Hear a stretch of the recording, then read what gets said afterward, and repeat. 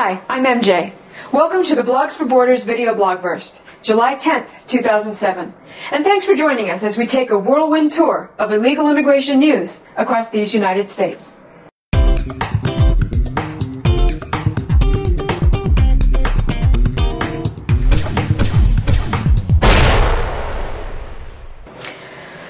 We've talked about uncounted beans before, but this week we're looking at them from the other side of the problem.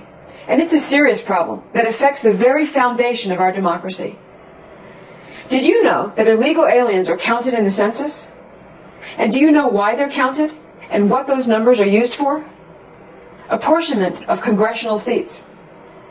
Last week, Representative Joanne Emerson of Missouri co-sponsored Joint Resolution 6, which would amend the Constitution so that only citizens be counted to determine federal representation. In her words, "We have a problem today that our forefathers could not envision. Millions of people illegally crossing over our borders to take up residency. It runs contrary to our philosophy of government that we would reward the vast number of illegal aliens in the nation with consideration in Congress." People often wonder why politicians are so enamored of illegal aliens. What's in it for them? Power. Places that allow and encourage the invasion gain congressional seats. Power. Conversely, were we to ever seriously combat this problem, the most illegal alien-friendly states would lose congressional seats, lose power. Don't you think it's wise to keep a vigilant eye, if you will, on a government who happily counts the beans in the race for power, but refuses to tell the people how many beans are here illegally, how many beans are committing crimes, and how many beans are availing themselves of taxpayer-funded services? Vigilant is not only wise, it's crucial.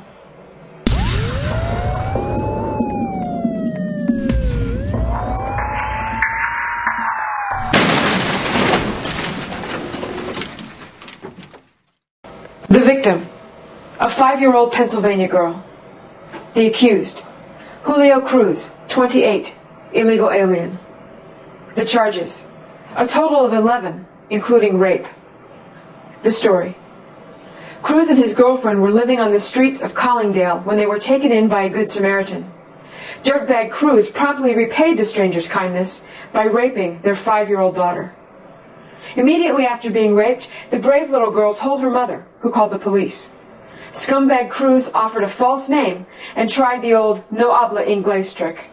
But when police checked his fingerprints, they learned his real identity. The kicker? ICE listed Cruz as a deportable alien. Of course, if our government had been doing its job, this jerk wouldn't have been here, and a 5-year-old girl wouldn't be paying an unspeakable price for her family's generosity and kindness, making this crime 100% preventable.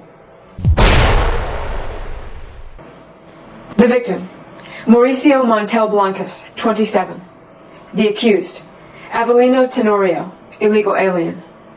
The charge, first-degree murder and armed criminal action. The story. Blancas was telling his cousin about an argument he'd just had with Tenorio when the scumbag showed up and shot him to death. Tenorio, a convicted felon who has been deported twice, is still at large. He was reportedly living in a wooded campsite before committing the murder. Belton police ask that you call with any tips. The suspect is considered armed and dangerous. Anyone with information on the whereabouts of Tenorio should call the Belton Police Department at 816-331-1500 or the TIPS hotline at 816-474-TIPS. Of course, if our government had been doing its job, this jerk wouldn't have been here, again, to commit a felony, again, making this crime 100% preventable. The victims, 2 Tennessee teenagers. The accused, Juan Villa, 24, illegal alien. The charge, rape. The story. Just hours after being released from jail, scumbag Villa found time in his busy schedule of mayhem and crime to rape a 15-year-old girl.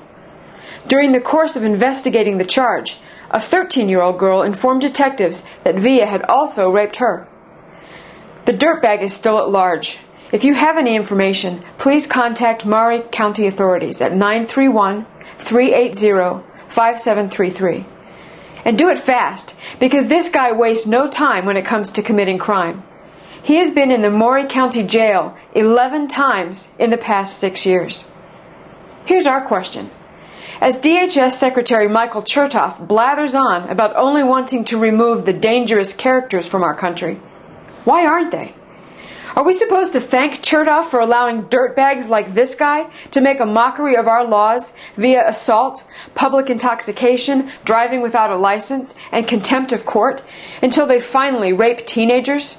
So we can possibly, maybe, if they're in the mood, begin to talk about doing something about it? Villa should not have been here. Even without the string of other crimes that followed, he should not have been here. Period.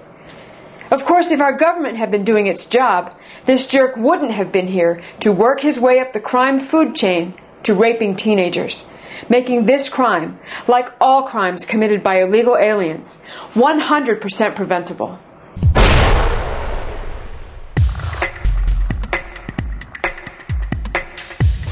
Entered the country illegally, deported.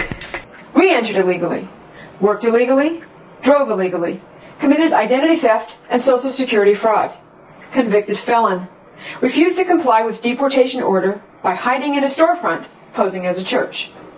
This jackass has got it all, baby, and then some. If by all and then some, you mean numerous, undeniable, delicious, unquestionable, tasty, incontrovertible, ironclad reasons to deport. If you still need convincing, please allow me to smack some sense into you. I mean, inform you that this week the jackass announced a campaign of resistance, an economic boycott of America, until we pass comprehensive immigration reform and stop the raids. Recap. The jackass doesn't like our laws. The jackass has never respected our laws. The jackass demands that we change our laws to suit jackass illegal alien lawbreakers, or else. That's right, folks. This week's Jackass of the Week is none other than Elvira Arellano. And we think her demands should shoot her right to the top of ICE's top 10 most deportable aliens list. If, they had one.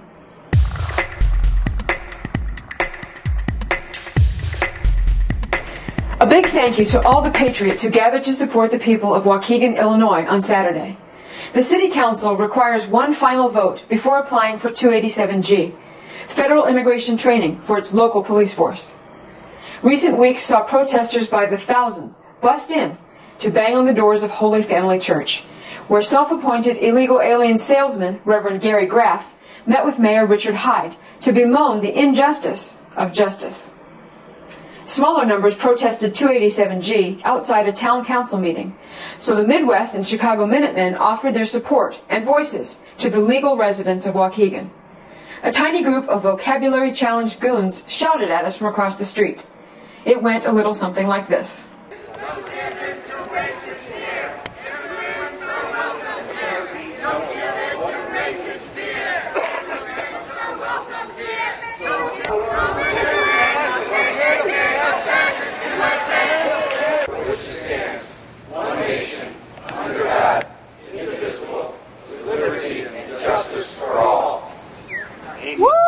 I noticed a lot of veterans are out here this morning.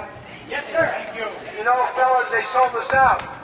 We didn't serve our military for open borders. Yeah. That's a good point. We serve to protect this nation. We serve to protect our liberty. These politicians are selling us out.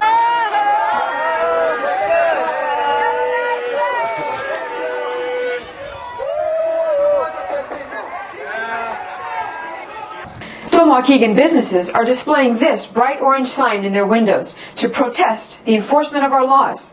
If you're in Waukegan, do us all a favor. Don't shop there.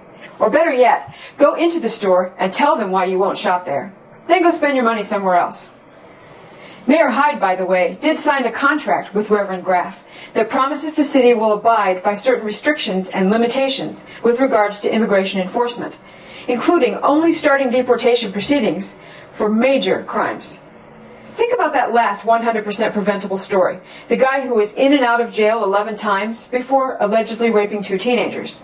And tell me it's a good idea to wait until someone commits a major crime to kick their ass out of the country. Thanks as always for clicking into this week's episode of the Blogs for Borders video blog burst. Let's close this week with a quote from a citizen found in comments below the MyFoxChicago/La Raza piece about Elvira's demands, because frankly, we couldn't have said it any better. If groups like Familia Unida, La Raza, and LULAC continue to spew their racial identity claptrap, then the Kennedy-McCain-Bush path to citizenship may become a path to civil war.